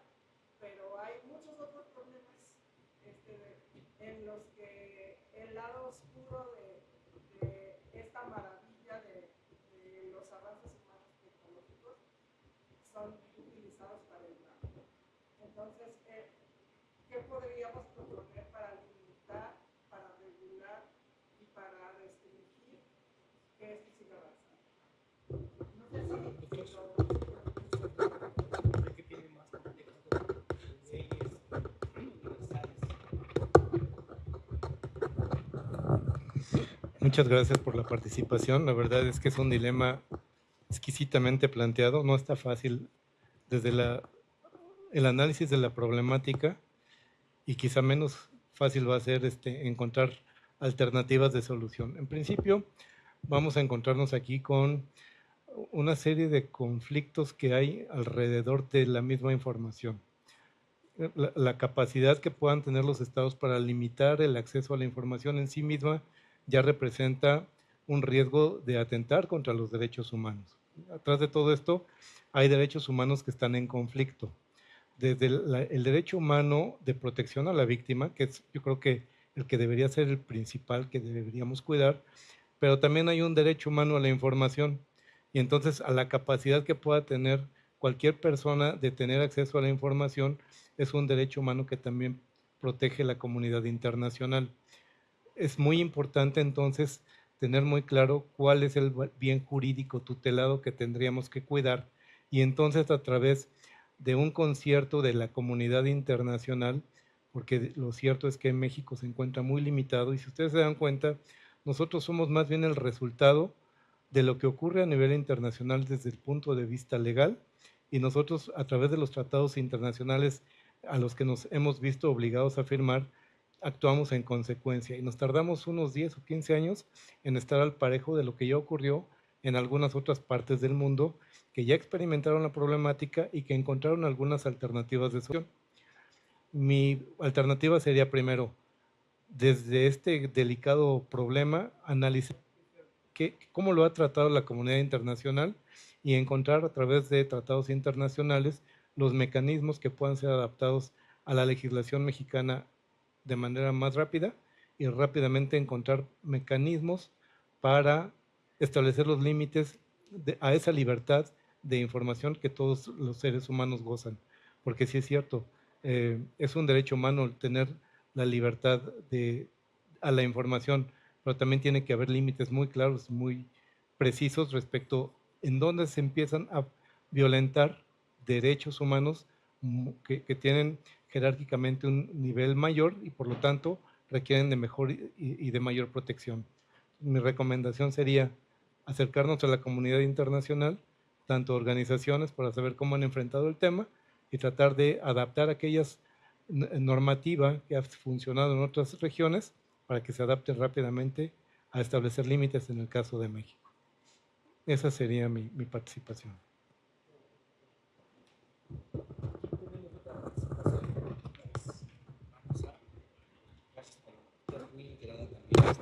En los temas que tienen que ver específicamente con garantizar los derechos de las infancias, estamos en pañales. Desafortunadamente, hace un par de meses tuvimos una conferencia sobre derechos para niños, niñas y adolescentes con el magistrado Juan Carlos Ortega Castro, que es un especialista en el tema. Seguramente si te acercas también a Sol Salgado, debes conocerla, que era la titular de COBUPEM, la Comisión de Búsqueda de Personas, y actualmente está Patricia Bernal a cargo de ello, como encargada del despacho. Yo con mucho gusto al final te paso los contactos. Ahorita, por favor, me urge verte cuando termine esto. Resulta ser que para empezar, si ustedes vieron un juicio que se realizó por un violador a una niña que resulta que era su tío y que el juez originalmente dice se declara culpable, no, perdón, no se declara culpable, parece que jugamos con la justicia y uno de los más grandes riesgos de litigar en público es todo lo que eso implica a nivel mediático. Los niños debieran de estar al centro de todo, ¿no? Como personas no vulnerables. No existen los grupos vulnerables, eso es una mentira, eso es una construcción, ¿sí? Se vulnera a las personas, son vulnerados y después de eso pretendemos resarcir el daño que se ha cometido. Son 7 los grupos básicos en el tema de mujeres. Mujeres en condición de privadas de la libertad, mujeres mujeres mayores, adultas mayores, mujeres que se dedican a la limpieza en las casas, tiene un nombre, ahorita no me acuerdo, no quiero decir empleadas domésticas porque es una forma pésima de decirlo, ahorita me voy a acordar cómo se dice, mujeres con alguna discapacidad, mujeres que son madres adolescentes, mujeres de la diversidad sexual y mujeres en situación de migración. Todas esas situaciones, a excepción de la de privadas de la libertad y la de mujeres en tercera edad, son completamente replicables en las infancias, ¿sí? Hay infancias que son de la diversidad, hay infancias que están siendo madres y tenemos una pandemia brutal en el Estado de México de niñas de 9 a 13 años que están siendo madres y que con estas leyes a veces arbitrarias que no permiten opciones, no andamos, las que somos feministas, abortistas, no andamos repartiendo abortos, no se estresen. Que no quiera abortar, pues que no aborte, pero que exista la opción para que las hijas de mis hijos puedan decidir si en algún momento en la vida tuvieran que hacerlo. Entonces, creo que lo fundamental es poner a los niños al centro, los niños, las niñas, los adolescentes, al centro, no de la discusión, sino de la resolución de conflictos. Y la principal cosa que debería existir es Estoy en contra de los sistemas punitivos, pero sí creo que existe una urgencia de que todas estas negligencias que ocurren desde la familia sean punibles. ¿Por qué? Porque todo inicia en las familias, ¿sí? El que los niños andan en las calles, el que las señoras de repente vuelvan a tener una relación porque necesitan sentirse amadas dentro de esta urgencia que tiene el ser humano de pertenecer a algo, o que dentro de la toxicidad del amor romántico les han hecho creer que pertenecer a alguien y que meten a gente extraña en su casa, que después terminan matando a sus hijos, vendiendo a sus hijos, regalando a sus hijos, golpeando a sus hijos. Y conocemos todas estas historias de terror que nos comparte Frida Guerrera, que aunque no sea yo fan para nada, sí trabajo muy coordinadamente con las madres buscadoras. Y es tremendo el hecho de que cuando tú le preguntas a un magistrado, o al magistrado Ortega Castro, que tiene un compromiso muy serio, pero es uno, ¿sí? De no sé cuántos, ¿cuál es la exigencia para que un juzgador tenga una capacitación en cuanto a temas de infancia? Te conteste, no hay una exigencia. Cualquier persona que se dedicara a juzgar temas que tienen que ver con infancias, simple y sencillamente por su relevancia y por lo delicado del tema, tendría sí la obligación de estar capacitado, actualizado y de demostrar que tiene no solo la capacidad de empatía, sino la capacidad humana de compasión. Porque no son números los niños cuando hablamos de las cuestiones tremendas a las que están expuestos y de lo que eso nos deja decir de nosotros como sociedad, no en México, no en el mundo, sino simple y sencillamente como humanidad. Una sociedad que le falla a los más indefensos, que son los niños, pues sencillamente yo creo que ni siquiera debería de ser llamada sociedad. No existe un tejido social que resguardar cuando los niños están siendo lastimados, y México es un paraíso sexual para los pederastas, para los depredadores, y desafortunadamente yo se los voy a contar como docente. En una ocasión, yo era la directora general de idiomas de una institución, y una mamá me escribe, yo jamás que fui directiva he dejado de dar clases, porque tú no puedes exigirle a un docente que haga lo que tú no puedes hacer. Yo no le puedo pedir a un maestro que haga magia en un salón si yo soy una persona de flojera, ¿sí? Yo tengo que ser capaz de pararme de cabeza y de que los niños entiendan conmigo lo que yo deseo que los maestros que colaboran en mi equipo sean capaces de lograr en un salón. Entonces, en alguna ocasión me acuerdo que les dejé un proyecto. Íbamos a hablar originalmente de un libro que se llama Manic McGee, que ganó un premio Pulitzer y no sé cuánta cosa más de libros infantiles. No me acuerdo cuál es el equivalente de ese Pulitzer, no es el nombre del premio Pulitzer, pero es un premio para libros infantiles que detallaba y trataba los temas de racismo en Estados Unidos durante la época de los 60. Una calle que se llama Hector Street divide un poblado y de un lado viven los negros, porque ya sé que políticamente no se dice negro, se dice gente de color. Me encantaría saber de qué color son la gente de color. Y del otro lado vivían las personas caucásicas, ¿no? Entonces a mis alumnos no les estaba resultando relevante. Después de la página del capítulo 20 se volvió aburridísimo y llegué y les dije, ¿qué vamos a hacer hoy? A ver, vamos a hacer un examen sobre el capítulo 20. Y mis chavos con su cara así, ¿no? Y les dije, ¿qué onda? ¿No leyeron el capítulo 20? Teacher, y esto se les voy a decir como me lo dijeron mis chavos de tercera secu, está de hueva. ¿Sí? Qué padre que tus alumnos tengan la confianza de hablarte así. Yo sé que es tremendo para las mentes privilegiadas escuchar a los chavos hablar así. Yo prefiero hablarlos desde la honestidad, ¿sí? Me dijeron que estaba de flojera y les dije, ¿por qué? Ok, destrocemos a Manic Maggie, ¿sí? Ya nos dio flojera, no lo queremos leer, vamos a destrozarlo. ¿Por qué no sirve? Porque a partir de aquí, que iba padrísimo, se volvió de flojera. Y entonces vámonos a la ambición de Enrique VIII y de sus 6 mujeres, y vámonos a cuando llegaron a África y tú andabas bunga bunga feliz agarrando unas bananas y llegaban y te secuestraban. Primera forma de secuestro, el esclavismo, ¿no? Pero para eso un maestro tiene que saber, ¿no? Para eso un Estado se tiene que interesar y no nada más venir a chambear, no es una chamba. Cuando alguien trabaja en gobierno, debe tener muy claro que se debe a los 18 millones de personas que viven en ese estado.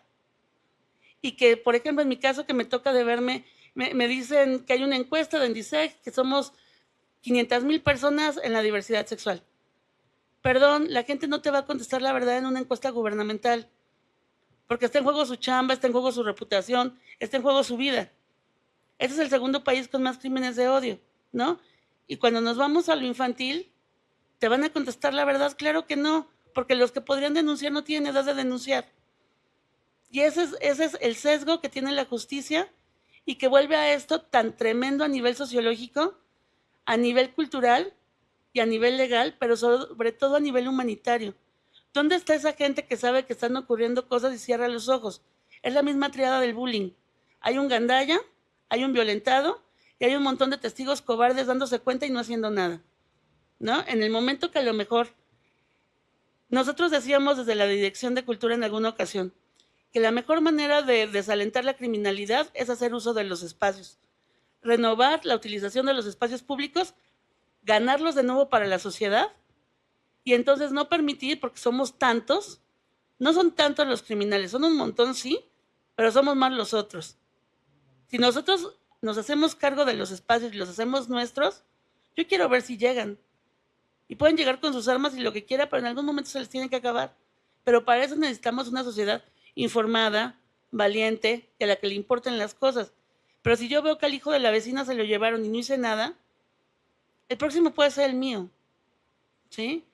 Y si vamos a vivir desde el miedo, pues mejor de una vez abramos una zanja y metámonos todos ahí. Porque el tema sí está complicado, el tema sí está de terror, todos los días vemos notas que tratan, además de manipularnos desde el terror, porque la manipulación desde el miedo y la violencia gana siempre. Sí, hay un libro que les recomiendo del grupo de escritoras mexicanas que se llama En el círculo infinito de la violencia y el miedo, ¿eres víctima o eres victimario? Porque todos participamos de eso. Los que nos quedamos callados, los que nos hacemos ausentes y los que nada más nos escandalizamos y ponemos post en Facebook, pero que jamás moveríamos un dedo por el de al lado. ¿Sí? Entonces, yo considero, Liliana, que la mejor manera de lograr cosas es hacer campañas de prevención desde las escuelas. En algún momento me mandaban de la secundaria de mi hijo hace un par de semanas. Hemos detectado que los niños visitan páginas inadecuadas. A ver, a mí, por favor, me explica cómo lo detectó. ¿Usted está incurriendo en violentar la información privada de mi hijo? Luego, ¿qué páginas son? Y vamos a denunciar los hechos. ¿Ante quién los van a denunciar? ¿Y cuáles van a ser las consecuencias? A mí no me eche discurso demagógico, orientadora.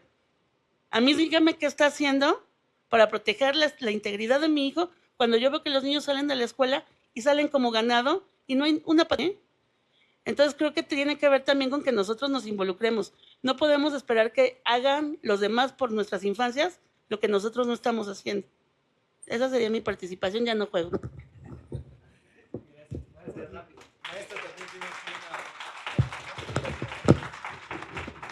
Gracias. De rápido, es triste ver cómo México está en los primeros lugares de grooming.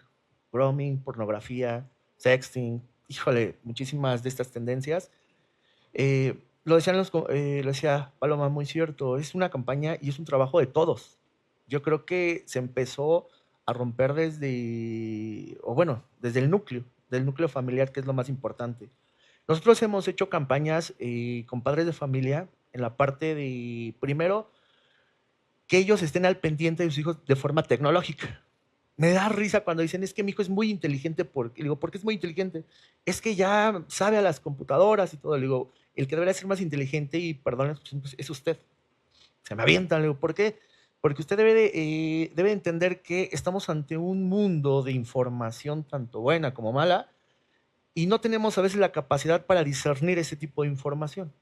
En la campaña que hacíamos con los papás, desde un control parental. Es que es la privacidad de mi hijo. Son diferentes tiempos y pues ya atrás de una computadora no sabemos quién está. Entonces, es una campaña y trabajar y hacer este tipo, pedir esa ayuda y ayuda tecnológica, entonces esa capacitación también. Desde, ¿sabes qué? Tienes un horario, tienes un límite, a ver qué vas a estar bien, con quién estás hablando. Yo creo que también es esa comunicación familiar y qué tipos de series estás viendo, involucrarnos más como padres hasta cierto punto. Tristemente ya salió a veces, entonces pues hacer ese tipo de ayuda. Y efectivamente nos tocó apenas el fin de semana que no le encontraban y todo, y empezaron a hacer el movimiento en todas las redes sociales. Y le digo a la mamá, disculpe, usted tiene el teléfono, lo dejó, vamos a entrar. No, es que es la privacidad de mi hija, le digo. Entonces yo creo que sí, entonces, y ya llegó al otro día, se fue de fiesta con el novio y todo. Entonces yo creo que también esa comunicación tecnológica y que desde el otro lado sepan utilizarlo. ¿Sabes qué, hijo? Que estás viendo, hasta aquí hay límites, volvemos a lo mismo, son límites. Límites. Hay una cuestión delgadita hoy que hablan de los valores, ¿no? Ya nos pegó una arrastrada la generación del 2017 cuando dicen niños de cristal, cuando dicen es que no tienen valores, es que no resuelven, es que son frágiles. Viene un terremoto y nos reeducan y le ganan a las instituciones en resolver a través de Facebook, ¿cierto? Sin embargo, ese temita de es su privacidad versus integridad, yo le llamo, no es privacidad versus integridad, es privacidad versus negligencia, ¿sí? Es privacidad versus te interesa o no te interesa quien vive en tu casa. Y es esta cuestión también de lo cómodo que es poner, en nuestros tiempos la niñera era la tele, ahora la niñera es el iPad, o es el celular, o es Netflix, o es a ver quién me ayuda a quitarme la responsabilidad de encima. Por favor, si no están preparados, no se reproduzcan. ¿Sí? Es tremendo que dejen a los niños de esa manera, es tremendo que además pretendan que sean las instituciones quienes les protejan, quienes les resuelvan. Somos en este estado 20 millones de personas casi, ¿sí? Todos los días me llegan las fichas de búsqueda, de alerta Amber y demás, y es genial cuando encontramos a los niños, a las mamás, a los papás, porque no se pierden solo niños, ¿sí? Se pierden muchas personas, y que además este tema de se pierden, no se pierden, se los llevan, ¿sí? Pero además existe esta situación que es gravísima, de que de repente hay una niña que se pierde. Tuvimos un caso, seguramente lo escuchó todo el mundo, una niña que se perdió en el DIF, que salió su mamá a dar un montón de videos. Yo respeto muchísimo a las mamás porque soy mamá, pero resulta que la niña estaba en el DIF porque había sido agredida en su casa. Entonces, son a veces muchas cuestiones dicotómicas que implican que nos hagamos responsables. Los gringos tienen un dicho muy elegante que es "It takes a village to educate a child". Significa que no es solamente una familia la que educa a un niño, se requiere de un pueblo, de una sociedad completa para educar a ese niño. Y acá está la contraparte. Hay un dicho africano que dice que el niño que no sea abrazado por su aldea durante su infancia regresará a incendiarla solamente para sentir el calor de su abrazo. ¿Qué significa esto? Estamos formando a nuestros agresores del futuro cuando no hacemos el trabajo que deberíamos estar haciendo porque somos negligentes en la educación de nuestras infancias. En el hecho de que además somos tan violentos de maneras cotidianas y normalizadas que no nos cuentan lo que está ocurriendo. En alguna ocasión nos tocó una chava de otra institución donde estuve 10 años como asesora de certificaciones de Cambridge. Ups, se perdió. Estaba chateando con un chavo que se suponía que era de su edad. Le mandaron el dinero para irse a Veracruz. La niña llegó a Veracruz y resulta que la niña de 16 años se fue con un cincuentón que la tuvo encerrada 6 meses para utilización pública y después la regresó destrozada y enferma. ¿Sí? Si nosotros como madres, si nosotros como padres estamos pendientes, escuchamos, ni siquiera preguntamos cómo te fue hoy, de todos los chavos que son alumnos aquí, levanten la mano, ¿quién sí le cuenta todo a sus papás? Ay, no me cuenten, por Dios. O sea, sí les quiero creer. Al WhatsApp. Hay una parte de mí tan inocente, se nos acabó el tiempo. Hay una parte tan inocente de mí que quiere creerles, pero todos sabemos que no es cierto. ¿Sí? Entonces, ojalá se generen las condiciones para que nuestros niños no tuvieran que perderse. Ojalá que cada quien haga lo que le corresponde hacer. Y yo estoy muy agradecida de haber estado el día de hoy aquí. Y se requiere la asesoría o el acercamiento con policía cibernética y demás para la universidad o con los temas que nosotros manejamos desde donde yo estoy. Con mucho gusto yo regreso cuando me inviten. Muchas gracias. No, pues muchas gracias. Bravo. Y aprovechar este momento para, en nombre de aquí, del rector de la Opotec, obviamente. Sí, no, más bien nuestro rector nos va a dar un reconocimiento. Mire, rector, este es el de Paloma. Eso. Gracias, Paloma.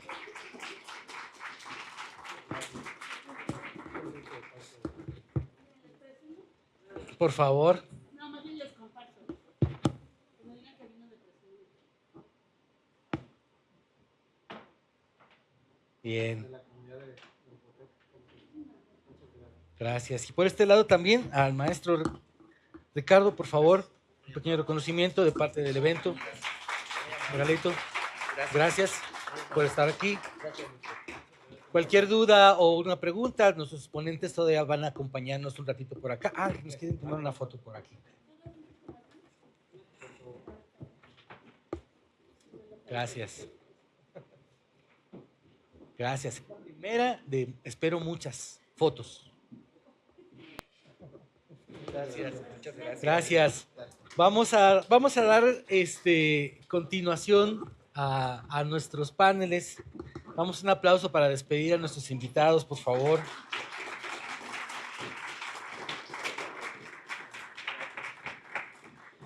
Y es momento de pasar a otro panel. ¿Ya tenemos ahí el micro? Ok, bueno. Bueno, ok, seguimos acá.